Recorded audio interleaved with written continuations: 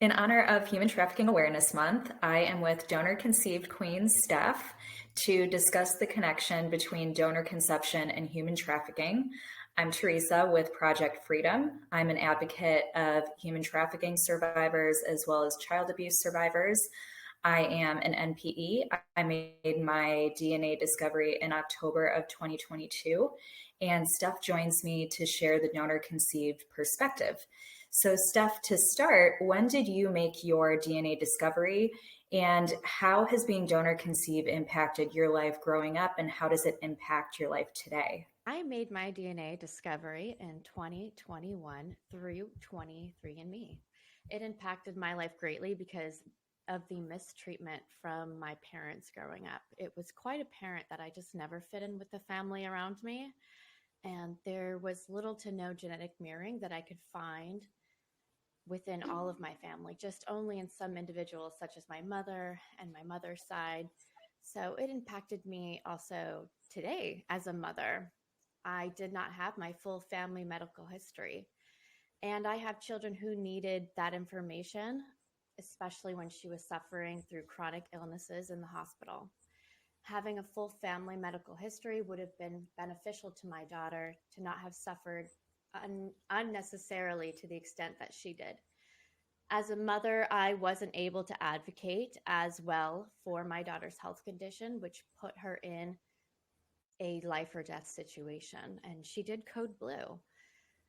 And having our medical history would have helped prevent her from needlessly suffering. At the end of the day, my parents had the opportunity to put their pride down and do the right thing and just tell me the truth. But they chose their pride over honesty. Mm.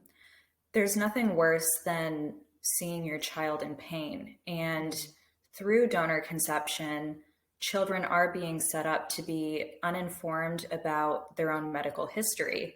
Parents may withhold information, as yours did, as mine did, or the sperm seller could lie about their medical background and there's no verification. It feels criminal, and I've gone through the same thing as an MPE. My true medical history is vastly different from the medical history I knew for 32 years.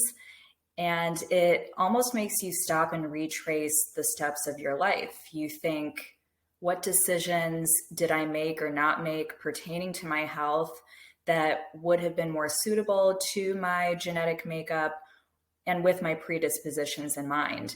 And to the point of your daughter, these decisions to hide something like medical history not only impacts us as the children, but it also has a ripple effect on the next generation and potentially beyond.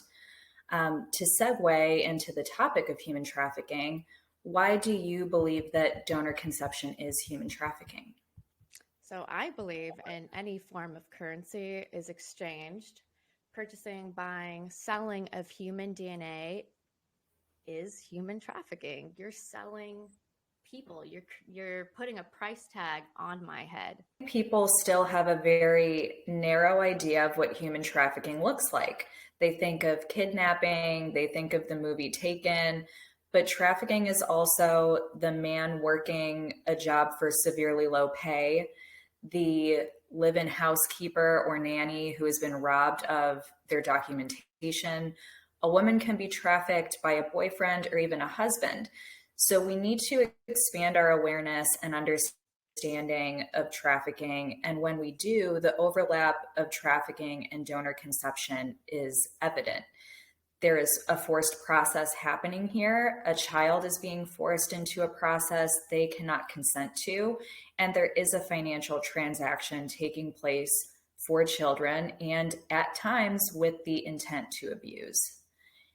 Can you Yes. speak to the abuse that you experienced and perhaps why your parents sought out donor conception? What do you believe were the motives there? Motives for my parents, let's just say, are they wanted to control the narrative. They wanted to have the perfect family. They wanted the white picket fence, two children, and a happy home.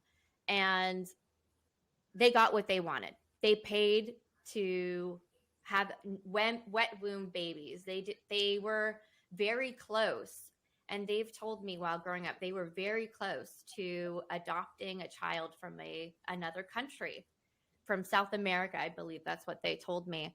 And surprise, your mother got pregnant with your brother, the first sibling, my older brother, and then surprise, just a few months later, shortly after, she conceives me. But they would talk to us about how hard it was for them to conceive for many years after being married, and their struggles with infertility it was told to me when I was young growing up. And so I felt like, okay, but they never made me feel as if I was that wanted. It because I had a price tag on my head. Well, you and I have similar backgrounds where we both grew up in abusive households, and money was always a big focus for my family. They tried to cover up the abuse because they were afraid of being cut off financially. And my mother at some point was paid off. So I can understand what it feels like for someone to believe you're worth a certain amount of money, or that your pain and suffering is worth a certain amount of money. And they don't account for the trauma you then have to heal from, which realistically is a lifelong battle. Yeah. I know for me, it's cost emotional energy and plenty of financial resources, and therapy and so on. So the experience we have in our childhood is no small thing. And as it pertains to donor conception, children are not blank slates. We will always crave our natural mothers and fathers. We're biologically wired to do that. And anything outside of natural design, you will always have children who grow up feeling engineered, bought, paid for, because they were. That is the reality. As you and as Olivia Morel has said, I have a price tag on my head. Yeah, that's exactly how it feels. You are a vocal advocate of change in the fertility industry. You've taken action. Can you talk about the work that you do and what kind of action you are fighting to see?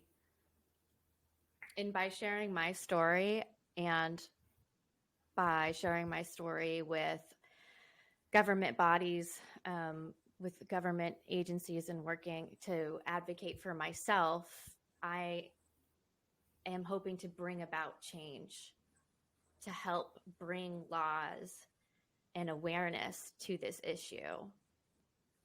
As a donor conceived person, I feel like the government is probably going to give us some pushback because they see us as taxpayers. Right. The birth rate in the United States, I believe, is in decline. Correct me if I'm wrong, but I'm pretty sure it is. I mean, we can look it up right now if we needed to. But the point is, womb wet babies means future taxpayers. So I hope that by sharing my story, I let others know that there's a lot of corruption going on here. So much corruption. You received any responses so far? Very minimal. Yeah, the time has come where children conceived by technology are speaking out to say, hey, we've gone too far. We need to examine what we've deemed ethical and acceptable, because the fertility industry has a past when it comes to adults obtaining children for a cost. And professionals conducting these procedures, if you are in essence creating children, there needs to be a level of responsibility to see that these children are safe and well cared for. The only problem is you can never guarantee that. So is this a process we should really condone? I think we need to stop assuming that every child born of technology will experience the best case scenario, and rather consider the risks and the worst case scenario that is at stake for every child. And at the end of the day, the fertility industry is not in the business of curing anyone's infertility. Like you said, it's in the business of engineering children for a profit. So in closing, I want to thank you for having this conversation, for being so vulnerable, and for speaking truth on behalf of children. You and I both want to see children cared for at the highest level. And hopefully we've led people to reconsider the process of donor conception.